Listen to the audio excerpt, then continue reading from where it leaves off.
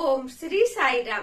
परम आराध्य परम प्रेममय परम करुणामय भगवान बाबा चरण कमल रे कोटि कोटि प्रणति जणे आरंभ करिबा भगवान किछि संदेश। ज्ञान प्रति जागृत हुआ। तुमे जेपरि निद्रारु जागृत हेबा बेले अल्प केते मुहूर्त पाई अनुभव करिथिबा घटना को स्वप्न बोली जान। जदिओ ताहा अनेक वर्षर घटना बळी होइथाय, सेहीपरि तुमे ही स्वल्प समय जीवन स्वप्नरु ज्ञान को जागृत हेबा बेले समग्र जीवन तुमको एक क्षणस्थायी घटना मने हुए। सर्वदा आनंदमय हुआ।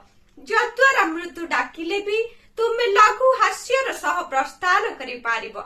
दुखरे क्रंदन कर नाही। तुमे तुम जीवन और कार्यकलाप को एपरि गढ़ जे एही परमानंद तुमर चिरंतन संपद हेबो बोली मु आशीर्वाद करुछि। शुभ सकाळ। आपणकर दिनटी मंगलमय हेउ। जय साई राम।